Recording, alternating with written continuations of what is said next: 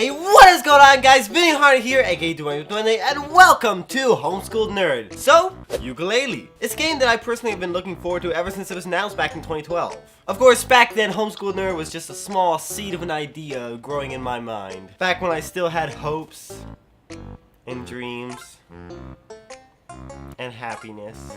So anywho, now that the game's finally out, I thought it might be fun to do kind of a different, kind of spoiler-free review, just kind of talking about what I thought of the game. So, here we go. So for those of you who don't know, Yooka-Laylee is a crowdfunded 3D platformer game in the style of classic N64 titles like Banjo-Kazooie, Donkey Kong 64, Crash Bandicoot, created by some of the same developers who worked at Rare back in the day. Chris Sutherland, Mayles, Hurst, and of course legendary game composer Grant Kirkhope were all back together again creating this game under the name Playtonic Games. The game has been marketed as a spiritual sequel to Banjo-Tooie, something a lot of people have been wanting for quite some time. I actually had never played Banjo-Kazooie before I heard of this game, so I had mixed feelings about this being referred to as a spiritual sequel. On one hand, Banjo-Kazooie seemed like a missed opportunity for some really great games. And don't get me wrong, the little that I've played of Banjo-Kazooie was pretty fun. But when it comes to these indie titles, reimagining things, I just like to see a little more originality. You know, something like Shovel Knight, certainly borrowed from a lot of classic games, but it used all those elements to make a really fun original feeling experience. But when you look at Yooka-Laylee, it's very obvious that this is supposed to be as much like a Rare title as possible. Multiple worlds linked to a hub world area, collectibles, a final boss that constantly taunts you. Even the voice acting is almost exactly like what you'd hear in a Rare game. Speaking of the voice acting in this game, there was actually a bit of controversy surrounding this game a couple of weeks before its release. Apparently, YouTube personality John Jafari, or as he's known on the internet, JonTron, was supposed to voice one of the NPCs in the game. However, after the internet blew up over some statements that John made on live streams on his Twitter about immigration, Playtonic Games announced that he would be removed from the final game. Honestly, I think that was kind of a stupid move. I mean, it's not like he even said anything that offensive or even wrong for that matter. John afterwards made a video on his thoughts about the controversy and actually made some really good points. So if you all just calm down for a few seconds and listen to what he has to say. No, don't accept the video! Oh man. Alright, fine. We don't need to have a logical and unbiased discussion about this. It's fine. No. I'll get back to the point. I see how this is. Anyway, all this combined with the mixed reviews the game got in its first release made me a little uncertain when going into the game for the first time. Fortunately, however, I was able to keep optimistic and positive, and once I got into the game, I was immediately having a blast. Despite the fact that I'm too young to have grown up playing the classic games like Banjo-Kazooie, I still get an almost nostalgic feeling from playing games in the retro style like this.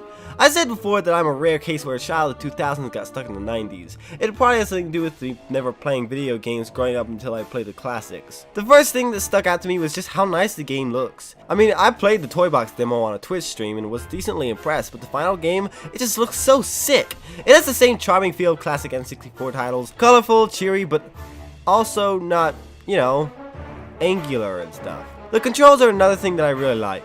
They were already really solid in the demo, but I feel like in the final game they're even better. A lot of people have complained about the limited controller support this game has, but I'll get to that later. But for now, suffice it to say that if all games controlled this well, they'd have room to be upset. With this game, it's just really solid to play.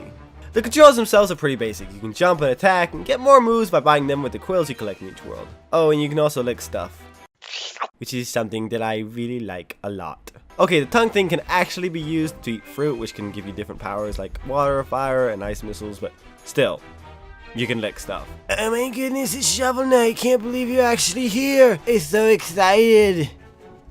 I'ma lick him now. When the game first released on PlayStation, a thing a lot of people were complaining about was the camera, but so far I haven't really had any complaints to speak of. On closer investigation, I discovered that this is because when it was released on Steam, there was like this patch that fixed most of the errors that it had with the camera. Ha! Take that, PlayStation fans! That'll teach you to get this game a day earlier than me. Jerks. So yeah, Yooka-Laylee is of course in the same style of Banjo-Kazooie. You start out in a hub world where an evil villain assaults you with insults and references, but hey, to give him credit, I actually like Capital B much more than Gruntilda. Plus he makes a giant golden statue of himself, which just reminds me so much of Mr. Nezer and Rakshak and Benny. It's awesome. What they need is a bunny they can look up to, and I mean way up to. So yeah, I like Mr. B, and I want him to be my friend. I don't feel very appreciated. Another thing that instantly blew me away was just how big the worlds were. Going into the first world, Tribalback Tropics, I was floored by just how big it all was. But no, this isn't even all there is to it. If you collect enough pages, you can actually expand the world to be even bigger. That is crazy. Between all the pages with their different puzzles, quests, and even boss battles, quills which you can use to buy moves, and ghost riders, I've already spent hours on this world and only gotten part of what there is to collect. And if collecting a bunch of random things sounds boring to you, well, you're wrong! You're dead wrong, okay? You're dumb! Okay, I'm sorry. Playtonic Games actually did a really good job making a bunch of challenges that are each super fun and unique to play. From riding a minecart, racing a cloud, helping a cloud take a leak, which I'm not sure I'm coming up with, or transforming yourself into a plant so you can spray your plant spores on other plants. I really don't know what to say about this.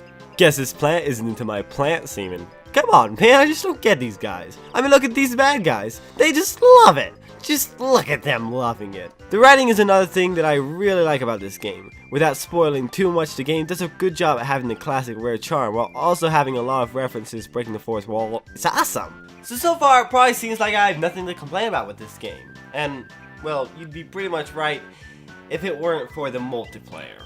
And no, I'm not talking about the Mario Galaxy style co-op, which I honestly didn't even bother trying. I'm talking about Rexter's Arcade. Call me weird for even complaining about it, but most of these games I don't really like that well. I mean, there are a few that are pretty fun, but I seriously doubt I'm gonna go to the trouble to actually get any friends together to play these games. Then again, what am I talking about? I don't even have any friends. And don't even get me started on the arcades that are in each world. After finding the play coin in the world, you can get the Rexter to play one of his arcade games. Beating them once grants you a pagey, which isn't hard at all. But then you have to beat his high score, which is way too high and is impossibly stupid and dumb, and he can go scrub himself for all I care. Anyway, the only other issue I had with the game was that it required a controller, which doesn't seem like a bad thing, except number one, I only had one controller that was professional, and number two, it doesn't tell you what controls do what outside of tutorial parts. Meaning when I need to aim with Shovel Knight, I had to aim with L. What even is L? Seriously, I was stuck on this for a long time and actually thought I needed to get an actual Xbox controller. So I bought one. But oh, it means you push down the left stick like that's a button? Who even? Nonetheless, as I said earlier, as solid as this game controls, having to get a controller for it is a small price to pay. So yeah, those were some of my initial thoughts going into Yooka-Laylee. It's really good, and I like it a lot. I know a lot of people really didn't like this game, but honestly, I don't get why. I know a lot is expected from these crowdfunded games. I mean, a lot of money went into them, and especially after the smashing hit that was Shovel Knight, people just expect a lot more from these Kickstarter projects. But after playing this game, I think that they delivered exactly what people were wanting, and exactly what they promised in the campaign. From the graphics, the characters, sound design, everything just feels so nostalgic. Seriously, this game is really good, and that is my professional opinion. It's good. So yeah, if you've never played a rare game and would like to get into the genre, or if you'd like a stroll down memory lane, I definitely recommend this game. Heck, I recommend this to pretty much anyone, come to think of it. So pop it in your Xbox, PlayStation, Switch, PC, whatever you want, and have yourself a good old time. Anywho, that's it from me. Thank you guys so much for watching, and if you played Yooka-Laylee, be sure to let me know what you thought of it in the comment section below, and I will see you next time. Until then, take it easy. I am out. Gonna lick them like a lollipop should be licked. Hey guys, check out some of my other videos and subscribe.